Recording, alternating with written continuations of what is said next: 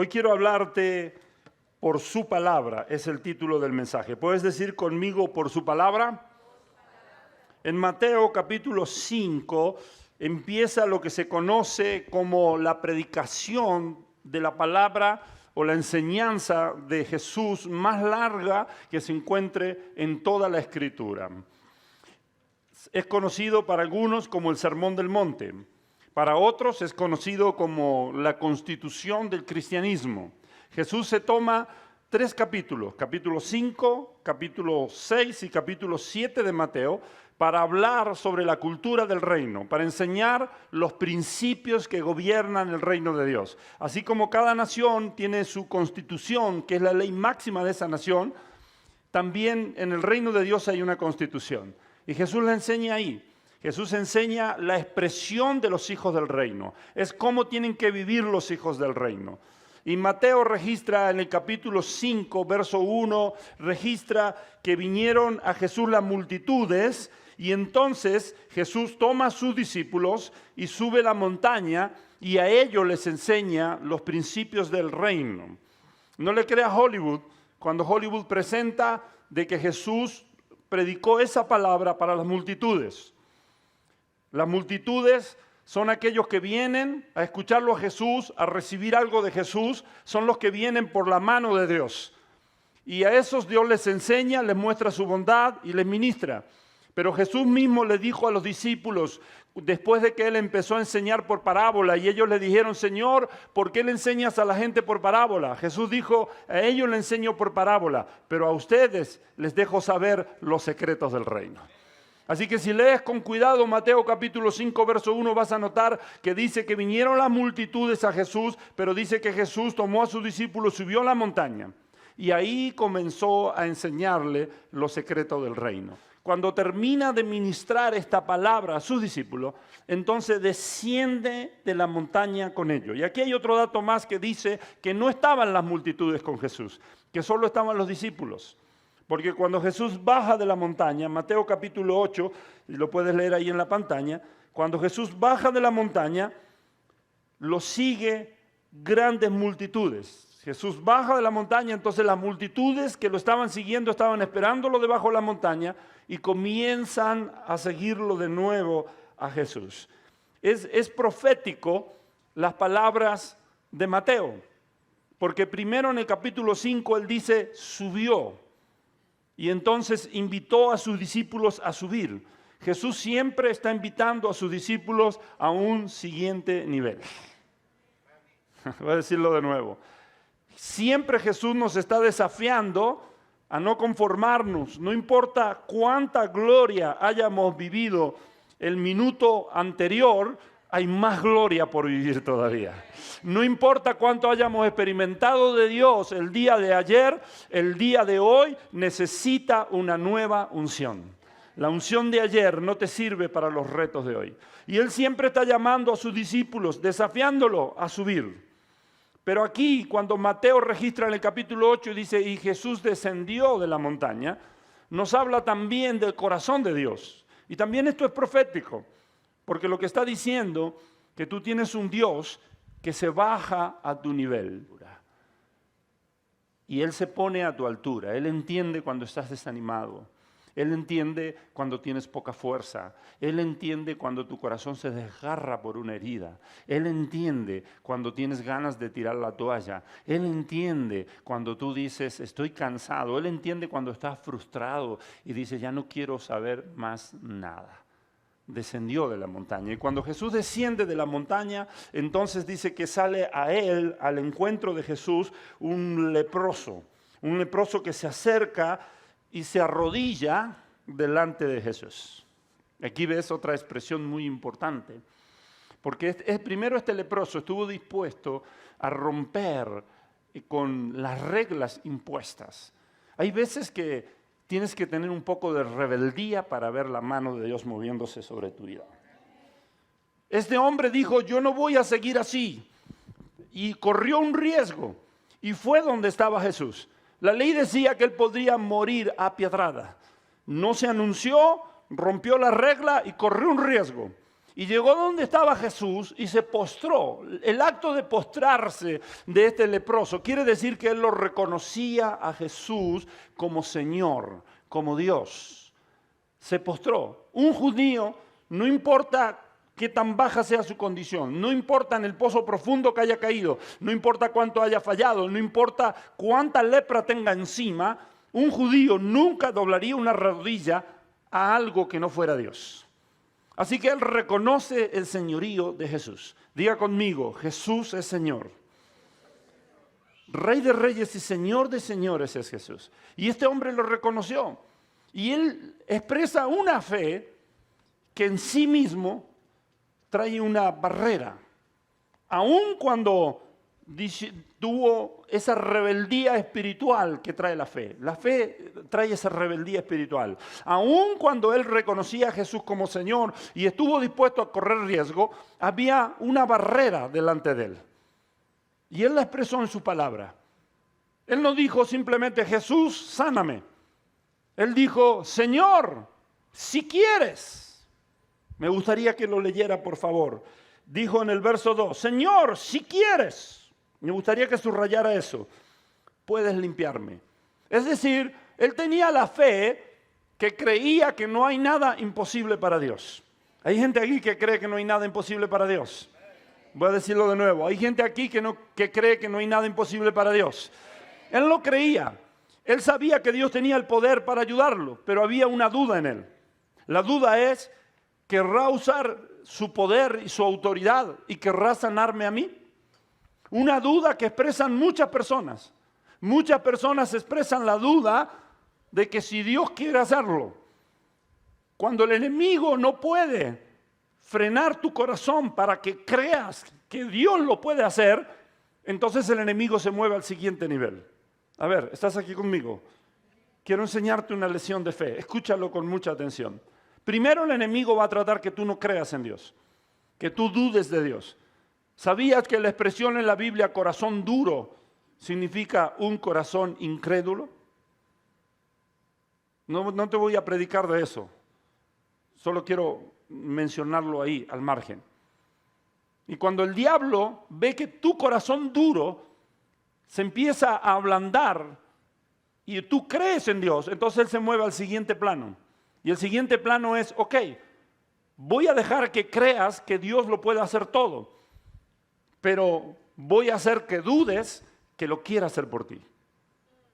Así hay mucha gente que tú le dices, ¿crees que Dios sana?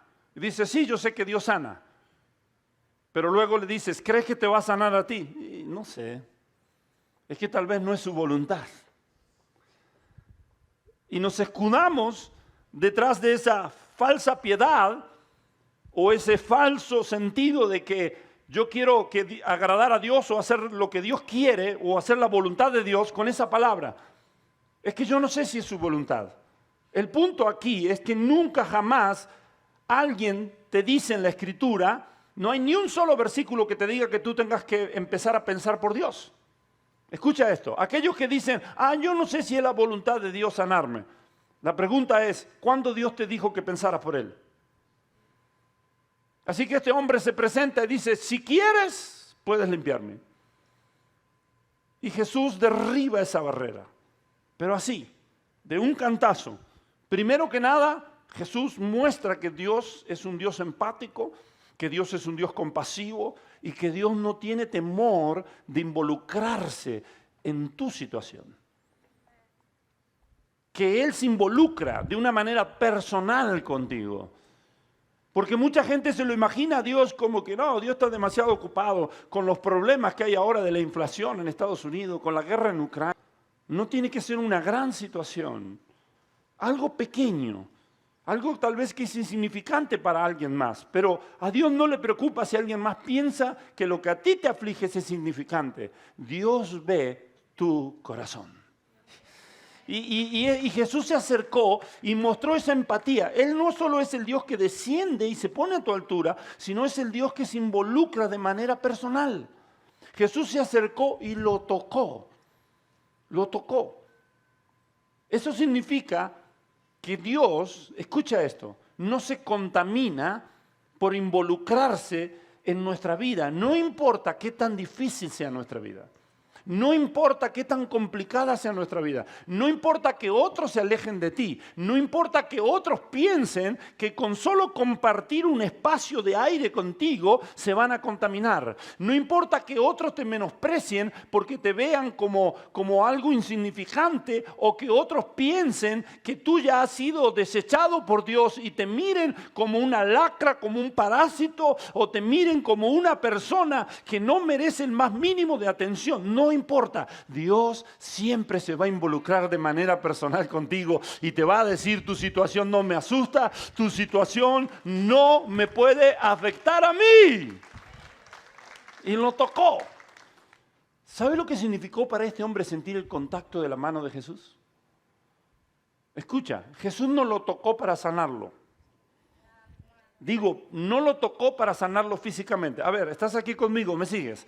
No lo tocó para sanarlo físicamente, lo tocó para sanarlo emocionalmente.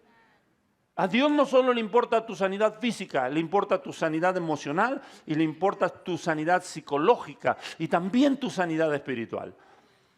Y Dios lo tocó, Jesús lo tocó, no para sanarlo, porque la Biblia dice que después de haberlo tocado, Él le explicó dos cosas fundamentales. Número uno, escuche esto.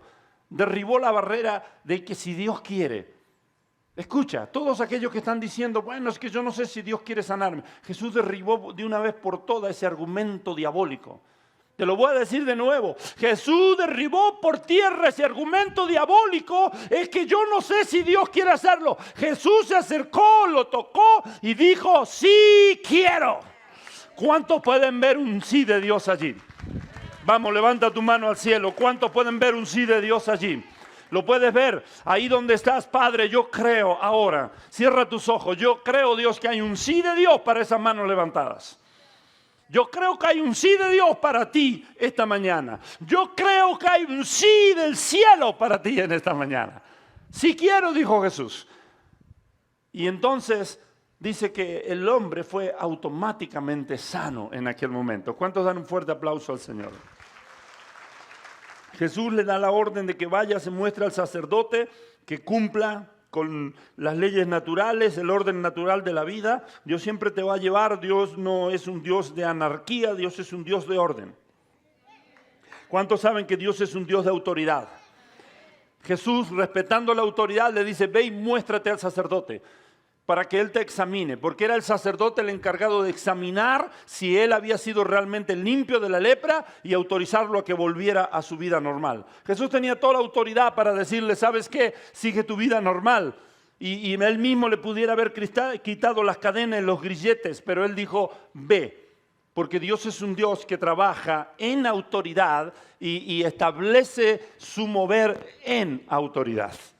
Ve y muéstrate al sacerdote, le dijo, para que él determine. Y entonces después de ahí Jesús se mueve a Capernaum, verso 5 del capítulo 8. Y cuando llega a Capernaum, le sale al encuentro un centurión, es decir, un capitán del ejército romano que tenía un siervo en su casa que estaba postrado, estaba paralítico. No sabemos qué le había pasado, lo más probable es que haya tenido un accidente o una enfermedad lo haya dejado paralítico. Pero este siervo era muy importante, no era un simple sirviente, era alguien que estaba cerca del corazón de ese centurión. Él, como capitán romano, tenía que salir mucho tiempo fuera de casa en campañas militares muy largas. Y le confiaba su familia a ese siervo. Era un hombre de confianza. Era alguien que administraba su casa. Si moría este siervo, si algo le pasaba, iba a quedar un vacío muy importante en su vida. Déjame decirte algo. Hay situaciones que nos ponen en un momento complicado. Hay cosas que vienen y nos ponen en una situación donde nosotros caemos en caos. Pero yo estoy aquí para decirte esta mañana que Dios va a poner orden en cualquier caos en tu vida. La muerte de este siervo hubiera ocasionado un caos, pero Dios te dice a ti, no tengas temor, no te preocupes. Llega la edad de jubilarte, no te preocupes. Te han dado un diagnóstico médico, no te preocupes. Tienes una crisis matrimonial, no te preocupes. Yo soy el Dios de todo orden. Soy Dios de orden y no de desorden. Yo soy el Dios que tomó el mundo en caos, Génesis capítulo 1, y entonces dice que de ese mundo en caos, lo primero que hizo fue poner orden, y al final del capítulo 1 él dice que todo lo que él había hecho era bueno en gran manera. Yo quiero que creas, levanta tu mano al cielo y di, yo creo, Señor, que tú pones orden en mi vida, que el caos no va a ser presa de mí. Yo creo, Señor, no importa la amenaza que viene sobre mi vida, tú no vas a permitir el caos y el desorden. ¿Lo puedes creer? Y este centurión viene donde está Jesús. Y usted ve aquí, otra vez, este centurión viene. Y entonces cuando le habla a Jesús de su situación, otra vez usted ve a un Dios que toma la iniciativa y que se involucra. ¿Está aquí conmigo? El problema no es que Dios no tome iniciativa y Dios no se involucre. ¿Sabe cuál es el problema? Que nosotros somos lentos en responder y no tomamos iniciativa y no nos involucramos tan rápido como debiéramos hacerlo. ¿Sabías que cuando tú estás parado en fe y estás tu corazón ardiendo en fuego y estás en medio de un avivamiento, ¿sabías que lo primero que pasa es que tú te apresuras a tu Dios? Y de esos ejemplos está lleno la Biblia, como el rey David que dice, me apresuraré a ti al alba. ¿Sabe qué significa eso? Que el rey David decía, estoy en un momento donde mi corazón está ardiendo por Dios y yo necesito ver la mano de Dios moviéndose. Y él dice, le voy a ganar al alba. Antes que el alba venga y los pajarillos empiecen a llamar la atención de Dios, yo me apresuraré a mi Dios y empezaré a llamar su atención. Parece que él se demorara, pareciera que él llega tarde, pero los tiempos de Dios, el tiempo kairos de Dios es perfecto. Y Dios siempre toma la iniciativa. Diga conmigo, Dios toma la iniciativa para bendecirme. Vamos, dígalo de nuevo, Dios toma la iniciativa para bendecirme. Jesús le dijo a este centurión, yo iré a tu casa y sanaré a tu siervo. Pero él lo detuvo. ¿Sabe por qué? Porque aquí hay otra barrera que el diablo pone. Cuando el diablo no puede frenar tu fe, entonces lo que él va a hacer es llevarte al siguiente nivel de duda. Bueno, yo sé que Dios lo puede hacer, pero no sé si él quiere hacerlo conmigo, con mi matrimonio. Cuando ves que no puede con eso, te pone la tercera barrera. ¿Sabes cuál es la barrera? La barrera de la dignidad. De ser o no ser digno. ¿Qué dijo el centurión? Señor, no soy digno de que entres bajo mi techado. Es decir, el diablo quiere que tú te autoexcluyas. El diablo te hace ver tus propias miserias. El diablo te hace ver tus fracasos. El diablo te hace ver tus momentos bajos, tus momentos de duda. El diablo te hace ver aquellos momentos cuando tú la estás pasando muy mal y él trae esos recuerdos y él te pone delante de ti todo lo que tú has fallado. Y él quiere hacerte sentir a ti indigno. Señor, no soy digno de que entres bajo mi techo, dijo este centurión. Pero ¿sabías que Jesús resolvió todo problema de sentirse digno? Lo resolvió en la cruz de Calvario. ¿Sabías que en un sentido absoluto nadie es digno? Yo no estoy aquí de frente a ti porque yo soy digno. Estoy aquí parado por las misericordias de Dios. Y nadie puede decir, yo he sido digno. Es el orgullo del hombre cuando Dios lo ha posicionado, el que lo llega a pensar que Dios lo usa porque Él es el tapón del océano, porque es la última Coca-Cola del desierto. Ese es el orgullo del hombre. Ese es el orgullo de la mujer. El apóstol Pablo decía, si tienes algo que no es tuyo, ¿de qué te glorías?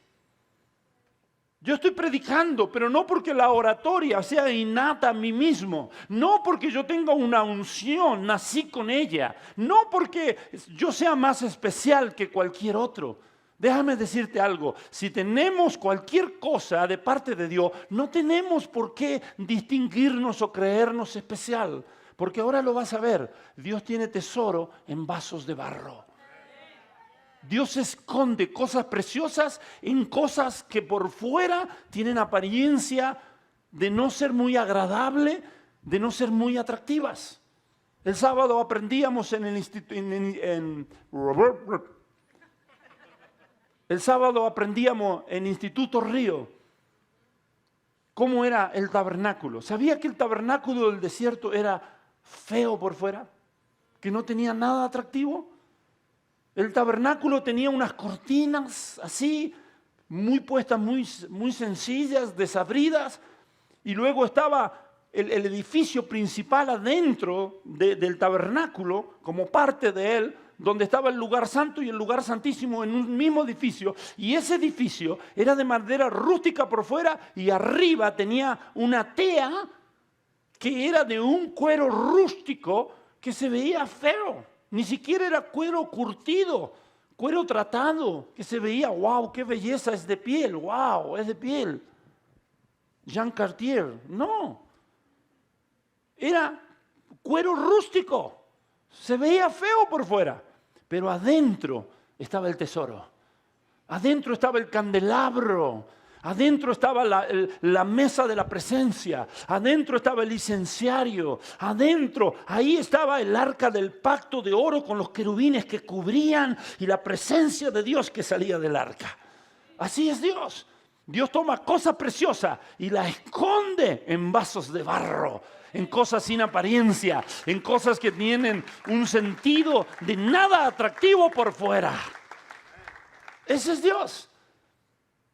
No tienes que pensar si eres o no eres digno. Quiero que sepas algo. Cuando Dios te ve, escucha, ¿sabe cómo te ve? Te ve a través de la sangre de Cristo Jesús. Cuando Dios mira del cielo a la tierra, Él mira a través de la cruz de Cristo Jesús. Y la sangre de Cristo resolvió el problema de la dignidad. El diablo quiere que tú te autoexcluyas, porque él sabe que Dios no te va a excluir. El que a mí viene, yo no le echo fuera. Dios no rechaza a nadie. No importa lo que haya sido tu vida. Por eso se escandalizaron los fariseos y los saduceos, los religiosos. Se escandalizaron cuando la mujer prostituta estaba llorando a los pies de Jesús y con sus lágrimas mojaba los pies y con su cabello los secaba. Ellos se escandalizaron y decían, si este fuera un profeta, reconocería que esa mujer es una prostituta. Pero no importa quién tú seas, escúchame, la iglesia no está llena de gente perfecta, de gente increíble, de gente maravillosa. La iglesia se asemeja a un lugar de emergencia. La iglesia está llena de gente rota, de gente descosida. La iglesia está llena de gente imperfecta, de gente que tiene un montón de errores, pero sabe que todo lo sana la cruz de Cristo Jesús. Todo lo sana la cruz de Cristo Jesús. Este es un lugar para gente que reconoce, Dios me posiciona, no por quien yo soy, sino por el tesoro que Él esconde dentro de mí. ¿Y sabe cuál es ese tesoro? Cristo en nosotros, esperanza de gloria. El tesoro nunca será una habilidad humana tuya. El tesoro nunca será de la familia que vienes. El tesoro nunca será de tu nacionalidad. El tesoro no será de tu perfección. El tesoro siempre es Cristo Jesús en ti, esperanza de gloria. No es quién eres, es quién es tu Dios. Amén. Señor, no soy digno, dijo él. Pero a pesar de que estaba esas barreras de no sentirse digno, como muchas veces nosotros no nos sentimos. No soy digno de ser usado por Dios. A veces hay gente que se sube aquí para ministrar de parte de Dios y el diablo te dice, ¿quién te crees tú que eres? Cada vez que escuches esta palabra, agarra esto por favor, cada vez que escuche que el diablo te diga, ¿quién tú eres? Mexicano, chaparrito, morenito. Cada vez que escuche que el diablo te diga, tú no tienes preparación, mírate, tú, el más fracasado de tu familia, ¿quién eres tú para que Dios te use? Recuerda que Jesús resolvió ese problema de la dignidad en la cruz de Calvario. Él te hace acepto en el amado. Y recuerda esta palabra, nunca se trata de quién yo soy, sino de quién es mi Dios. Así que cuando el diablo te diga quién te crees que tú eres, dile, comentario equivocado, diablo y Satanás. Y dile, loser, ¿sabes qué? No se trata de quién yo soy, porque el poder de Dios se perfecciona en mis debilidades. Comentario equivocado, se trata de quién es mi Dios. ¿Cuántos dicen amén? ¿Cuántos dicen amén? Se trata de quién es mi Dios. Yo estoy parado aquí, no por quién yo soy, no tengo nada que ofrecerte de mí mismo, pero no tengo tampoco por qué avergonzarme, porque todo lo resolvió Jesús en la cruz de Calvario. Y no tengo por qué estar aquí parado como impotente, como que no puedo, como que no sé qué va a pasar. ¿Sabes por qué? Porque es Dios el que actúa a través de mí. ¿Y qué anula? ¿Qué anuló esa estrategia del diablo? ¿Sabe qué fue? Que este hombre entendía lo que es la autoridad y que este hombre creía en el poder de las palabras de Dios. Él dijo, primero que nada, no soy digno que entres bajo mi techado, pero él dijo, solo di la palabra y mi mozo o mi siervo va a sanar. Solo di la palabra. Diga conmigo por tu palabra. Este es el punto. El punto es que tú tienes que entender que lo que creó todo lo que no se ve, de lo que no se veía, fue Dios. Y todo lo hizo por su palabra. Todo lo creado vino a existencia porque Dios mandó y fue. Hay solo dos cosas que Dios se tomó el trabajo de Él personalmente, hacerla con sus propias manos. Solo dos cosas. El hombre y la mujer, y el paraíso donde los puso. Génesis capítulo 2 nos dice que Dios se tomó el trabajo de Él personalmente, con sus propias manos formar al hombre. Mira si no eres precioso para Dios. Lo demás Él mandó y fue. Pero al hombre, a la mujer, lo formó con sus propias manos. Y después de haberlo formado, dice que labró. La palabra labró significa que Dios lo trabajó personalmente al paraíso para ponerlo al hombre allí. ¡Wow! Mira si Dios no te amará. Amén. Pero todo lo demás, Hebreos capítulo 11, dice que lo que tú ves fue hecho de lo que no se veía por la palabra de Dios. El poder más grande es la palabra de Dios. Y este hombre entendía, primero, la autoridad de Jesús. Él dijo, yo soy un hombre bajo autoridad. ¿Cómo se sabe si alguien entiende la autoridad? ¿Cómo se sabe? Si tú entiendes la autoridad, tú sabes caminar bajo autoridad. El problema de algunos es que quieren tener autoridad cuando ellos no saben caminar bajo autoridad. Y si tú no sabes caminar bajo autoridad, es que no entiendes la autoridad. Y si tú no entiendes la autoridad, entonces nunca te posicionarás en autoridad. Tú no puedes pretender mandar a los demonios y que los demonios te obedezcan cuando tú no sabes estar bajo autoridad. Cuando el orgullo te lleva a que tú eres muy personal. Y tú dices, no, a mí eso de que parece que siéntese que pase, que no pase, no, el pastor lo dirá, pero no, yo soy yo tomo mis propias decisiones, yo. Hay gente que es muy en sí misma, el orgullo lo lleva a posicionarse en una postura donde no saben caminar en obediencia. Y se pierden bendiciones de Dios por no caminar bajo autoridad, por no entender la autoridad. Porque cuando alguien entiende la autoridad, sabe venir bajo autoridad. Y tú nunca podrás tener autoridad, mandar, si tú no sabes trabajar bajo autoridad. Él lo dijo, yo soy un hombre de autoridad. Y dijo, tengo a gente sobre mí. Él era un soldado. Él entendía la autoridad. Tengo gente de autoridad sobre mí. Y a mí me han posicionado sobre autoridad. Y entonces él dijo, cuando yo le digo a alguien que vaya, va. Cuando le digo a alguien que venga, viene. Porque soy hombre de autoridad. Pero note que dijo que primero él estaba bajo autoridad. Porque cuando tú estás bajo autoridad, entonces tú entiendes la autoridad y eso te posiciona para tener autoridad. Algunos no entienden esto. Y es por eso que hay oraciones que no resultan. Porque no entienden la autoridad. La fe te posiciona para entender la autoridad de Jesús. Cuando tú te posicionas en fe, entiendes el poder del nombre de Jesús. El nombre de Jesús es un nombre sobre todo nombre. Y cuando tú te posicionas bajo autoridad, tú entiendes la palabra de Jesús cuando Él dijo, escucha esto, Jesús dijo, toda autoridad me es dada en el cielo, en la tierra y debajo de la tierra. Y dijo, en el nombre de Jesús, vayan. En otra palabra, Él delegó autoridad en nosotros. Y cuando yo estoy posicionado bajo autoridad, yo entiendo la autoridad, entonces yo sé que he recibido autoridad para hollar escorpiones, serpientes, toda hueste del mal y que nada me dañará. Cuando yo estoy posicionado en autoridad, yo sé que los demonios tienen que obedecer en el nombre de Cristo Jesús. Cuando yo estoy posicionado en autoridad, yo entiendo que las enfermedades tienen que obedecer en el nombre de Cristo Jesús. Las manos pondrán sobre los enfermos y las cosas pasan. Hello.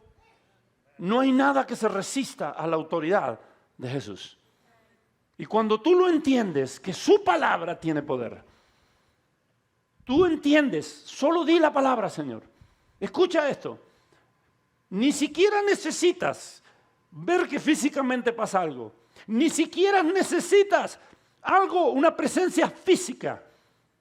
No necesitas eso, no necesitas evidencia. Lo único que necesitas es creer a la palabra que ya ha sido hablada. Necesitas creerlo. Tú crees al poder de la palabra. Diga conmigo, yo creo al poder de la palabra. Dígalo como si fuera cierto. Dígalo como si lo creyera. Yo creo al poder de la palabra.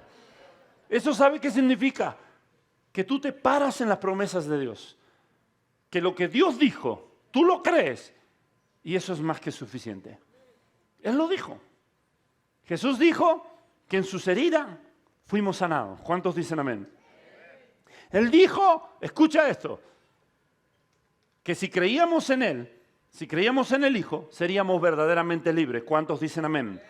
Jesús dijo que todo demonio era puesto debajo de sus pies y que nosotros también hollaríamos, es decir, pondríamos bajo nuestros pies todo espíritu inmundo, toda fuerza diabólica. Si crees esa palabra, entonces tú te paras en autoridad, tú crees esa palabra y las cosas ocurren. Tienes que pararte en la palabra. La Escritura dice, escucha, después de que el siervo del centurión fue sanado, Jesús dijo, ¿cuánta fe hay en este hombre? Y le dijo, ve y como tú has creído, así se ha hecho. Y desde ese momento el siervo fue sanado. Ahora el verso 14 de Mateo capítulo 8 dice que después de esto Jesús llega, estando en Capernaum, se va a la casa de si Pedro estaba triste por eso. Yo no lo sé. Pero la Biblia dice, escucha esto, escucha, que Dios actuó sobre la suegra de Pedro, pero actuó sin una sola petición. Lee el relato bíblico, capítulo 8, verso 14, 15 y 14 y 15. Y vas a ver que no hay una petición. Pedro no le dijo, Señor, ¿puedes sanar a mi suegra? No. La mamá de la mujer enferma tampoco le dijo. Y no hay que haya habido una petición, al menos audible. Pero ¿sabes por qué hizo esta sanidad Jesús? Para demostrarte a ti que hay cosas que tal vez tú no las pides porque no las crees necesarias, pero el corazón de Dios es bueno contigo y dice, yo puedo mostrarte mi bondad y aún hacer lo que tú no me pidas. ¿Cuántos creen esa palabra? No lo pido porque tal vez no lo creo necesario. O no lo pido porque tal vez simplemente digo, wow, esto va a pasar solo, ¿para qué molestar al maestro? No importa por qué no lo pidas. Si él lo cree necesario o simplemente porque de su buen corazón quiere hacerlo, él lo va a hacer. ¿Cuántos dicen amén? Levanta tu mano al cielo, por favor, y cree esta palabra. Dios dice, vienen milagros sobre ti y yo voy a hacer cosas que tú no me las has pedido, pero sé que anhelas en lo profundo de tu corazón y yo lo voy a hacer. ¿Cuántos dicen lo creo? Amén. Y entonces dice la Escritura que Jesús sanó a la suegra de Pedro. Y yo puedo ver aquí otro patrón. Puedo ver el patrón de cómo Dios se mueve y remueve todo obstáculo cuando alguien tiene un corazón para servirle. Hay un cantante que ya está, Juan Luis Guerra. ¿Cuántos conocen aquí? Son muy santos ustedes, nunca escuchan música secular, pero está bien, no se preocupen. Juan Luis Guerra, un hombre de Dios que sirve en la alabanza en su iglesia, él le hicieron una entrevista y en una ocasión él dijo, cuando yo tengo problemas, yo sé una manera directa para ver la mano de Dios. Él dijo, cuando yo necesito que Dios haga algo por mí, dice, yo ni siquiera oro ni se lo pido. ¿Sabe qué hago? Me involucro a hacer algo que Dios espera de mí, o voy con mi pastor y le digo, pastor, ¿qué necesita que yo haga? ¿Hay alguien que necesita que yo haga algo por él? Y dice él, mientras yo me ocupo de hacer las cosas de Dios, los asuntos del reino, Dios se ocupa de mí. Amén. Jesús conocía el corazón de la suegra de Pedro. ¿Por qué? Porque Jesús la sanó. Y tú puedes ver el corazón de la suegra de Pedro. La suegra de Pedro estaba en cama y yo estoy seguro que ella estaba llorando y diciendo, ¿por qué tuve que enfermarme justo ahora que Jesús vino a la casa de Pedro? Cuando yo pudiera estar sirviéndolo a Jesús. Cuando Jesús la sanó, se levantó y le sirvió a Jesús. Amén. Pero lo más poderoso viene ahora. Diga conmigo, lo más poderoso viene ahora. Verso 16, lea conmigo en la pantalla el verso 16. Dice que al atardecer llegaron a la casa de Pedro, sabiendo que Jesús estaba ahí, llegaron muchos que tenían demonios, endemoniados. Wow. Está hablando aquí de que llegó gente con problemas que no eran de orden natural. Si nosotros vemos barrera en los problemas de orden natural, imagínese cómo no ver barreras en los problemas de orden sobrenatural. Problema de demonio no es algo natural.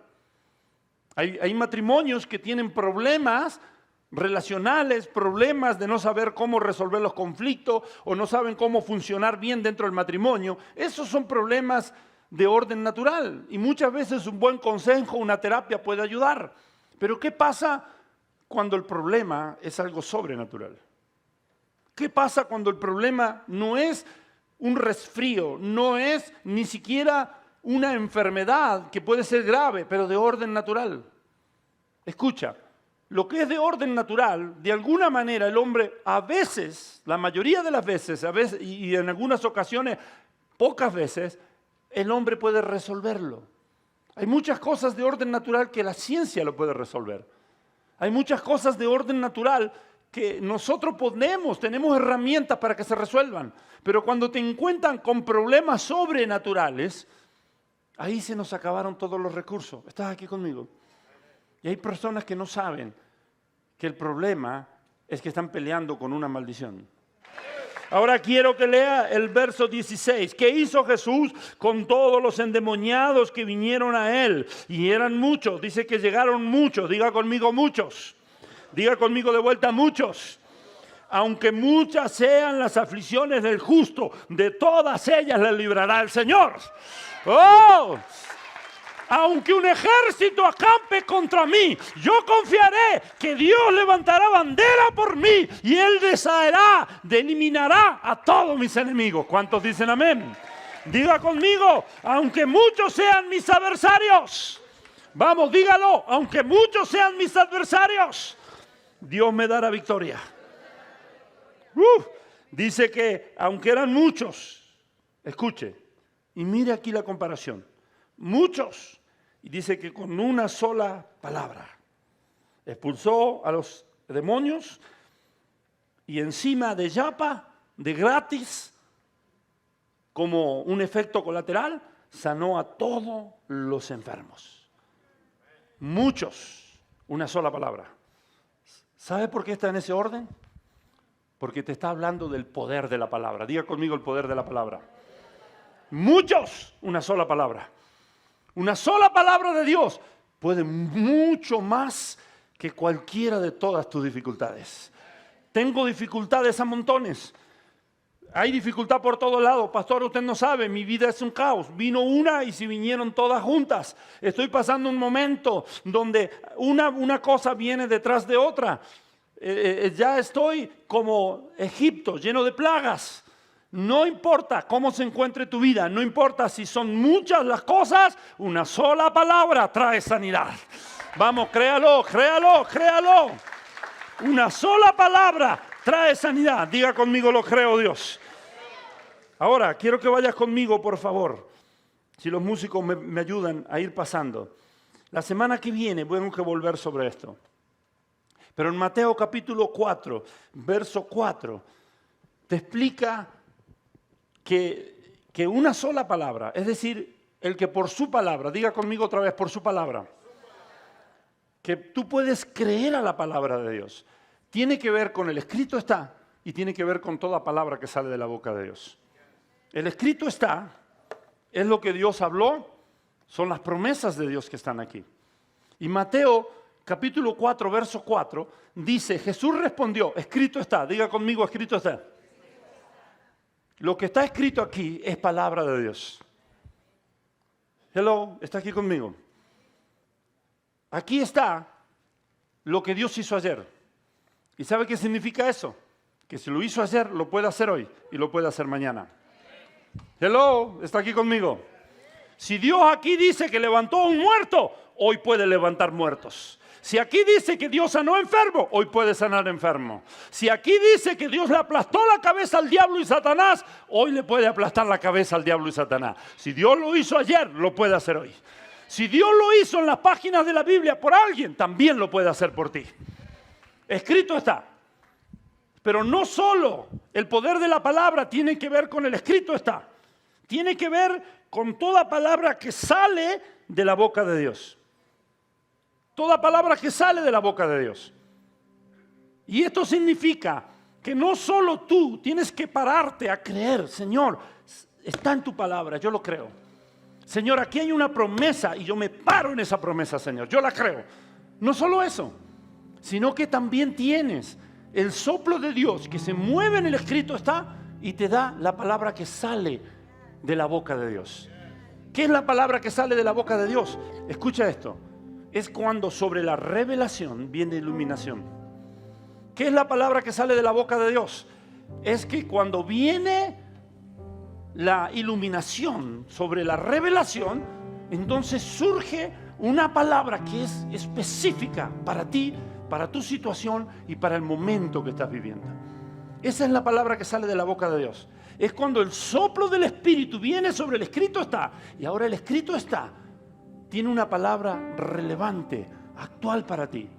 Y tú no solo dices, esa palabra fue importante para quien Dios se la mandó hace más de 2000 años, miles de años atrás, sino que esa palabra ahora es relevante y es actual para mí.